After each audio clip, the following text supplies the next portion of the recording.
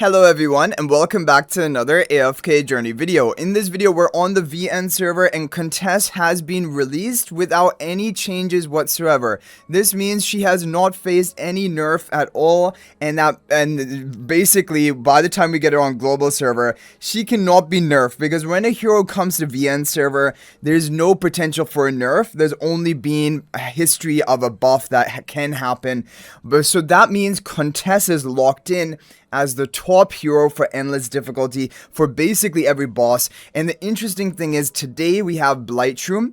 Blightshroom was a boss where we weren't sure, is Contess actually going to be good in it or not, and she is in the top team even in Blightshroom, which was honestly the probably the most difficult boss for her to make it there, because she's not going to be able to cycle her ultimates really and provide exemption to your own allies, but she is still strong enough despite all of that. As you guys can see, the skills are still dealing the same amount of damage as before, and there hasn't been any change to Contest.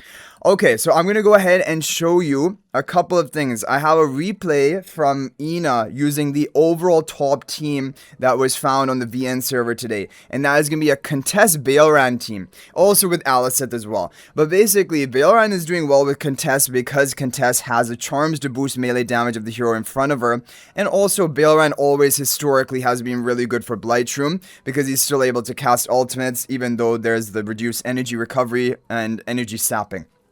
So this is the top team. Aurora is in it. Another boss where Aurora is in endless difficulty. And the overall top team is crazy. So pay attention to the score that we're going to finish with. A lot of these other heroes were standard and basically expected to be good in Blightshroom, but you guys are seeing it here. Contess is not able to cast any ultimate, and she is still in the top team. It is honestly crazy. Because yeah, this boss counters Contess as hard as you possibly can. And the only other boss is Sarathiel, which has a short time duration to actually get full value of Contest. But you guys are seeing it here. With 0 seconds left, 385 billion damage. That is basically the top score of today. Now, the good news though is if you don't have Contest, Blightshroom is going to be one of those days where there's not going to be a major score gap, at least as of right now, because this boss is not that well suited to her. So for example, Sarathiel and Blightshroom boss, even though Contest will be in the overall top team, there's no question about that, there will be good second best team options without Contest as well. So now the second best team option right now is from DI with the Mana Wake spell, but it also has 3 Celestial Hypogeans, so it is not like that much more free to play friendly compared to Contest, which also that team had 3 Celestial Hypogeans. But of course twins are not being used here. So Mihra up front, Baelran to the left, Sleece in the upper left. You have Alicent on the right and Galahad in the back left. Now unfortunately my viewer doesn't have enough resources, and I didn't want to waste his resources to actually get the Sleece charms, but Arcane charms I'm almost certain will be best for Sleece. That'll give her higher initial attack and also higher skill power to boost the attack buff from this skill over here by this 1.5% times 4. 6% in total. So that is going to be, Sleece will want Arcane Charms almost definitely. And Mihira we've seen from the previous season, either Mystic or Arcane Charms, but yeah, we don't have the resources for that right now. So we're going to go ahead and run this team from DI and show you the score difference. Now, it isn't going to be a perfectly fair test because my viewer has slightly lower upgrades compared to Ina.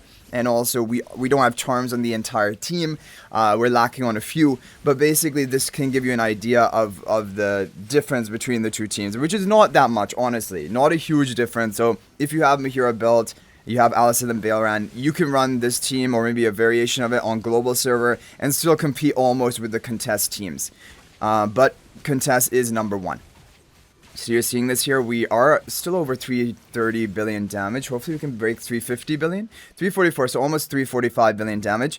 But I have seen people with this team and a good charm lineup, higher upgrades, hit 363 billion damage. That's the highest I've seen hit, but 385 billion damage is a Contest, right? This is still going to be ranked 3 positions, still definitely solid and competitive. However, the top ranks are going to be belonging to the Contest teams, as you guys can see from this score gap here. So what does this mean for everyone? This means that Contest is probably the most important Celestial Hypogean to pull, since either Aliset's release or honestly, arguably, even since the Twins. After the Twins have been the most game-changing Celestial Hypogean of all time, and Contess is basically like the Celestial Hypogean version of Gala. Gala was 8 out of 8 for Dream On bosses in every top team on her release, and Contess seems to be doing the same thing. Contess, this is the 6th boss in a row, because we saw on Pioneer server, so 6th boss in a row that Contess is in the best in.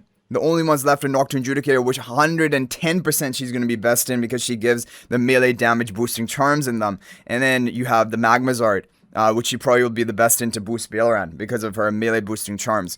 So really, this Contess's release actually does a really good thing for Baelran because Contess has the melee boosting damage charms, and if this will always be the case in future seasons to come, it's really going to bring Baelran back into the meta. And so this is also interesting how some heroes are shifting due to certain hero releases. But basically, as of right now, if we have to give a priority in Celestial Hypogeans, I would say Twins number 1. Probably Contest number 2, then probably Aliset number 3, probably Baelran number 4. Gunnar does go somewhere in there, but I would probably say you would have to make do with Gunnar at 1 copy or low copies for right now.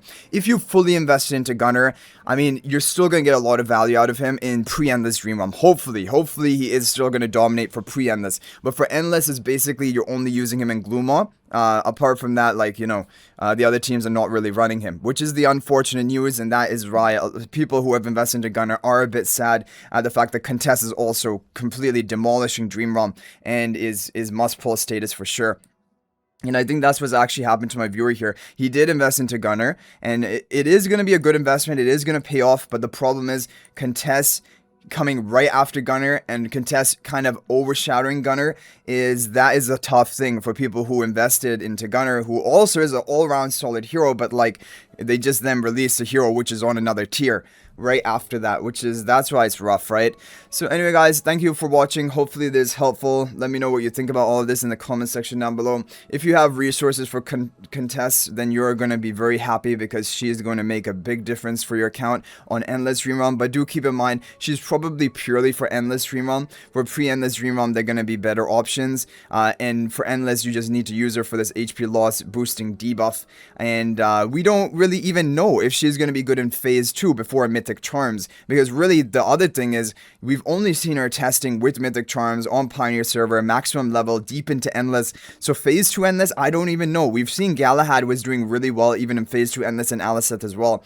We don't know exactly where Contest is going to fit. Probably not as dominant as she is in Deep into Endless, like we're in Phase 3. So that's another thing to keep in mind. We just don't know. And but still, she is worthy to invest into and commit to based on her kit. So I hope you guys enjoyed the video. Thank you for watching. That is going to be it for this video. And if you're thinking about making a purchase in AFK Journey, please use my affiliate link for the official Firelight store. This is the best way you can support me and also gain 5% bonus Dragon Crystals on your purchase. My affiliate link is in the description of this video in a pinned comment, and you can actually bookmark this link in your browser, and whenever you're planning to make a purchase, just return to the bookmark link and make your purchase. It will support me and be greatly appreciated. So thanks for watching. I'll hopefully see you in the next video, and until then, everyone, peace out for now.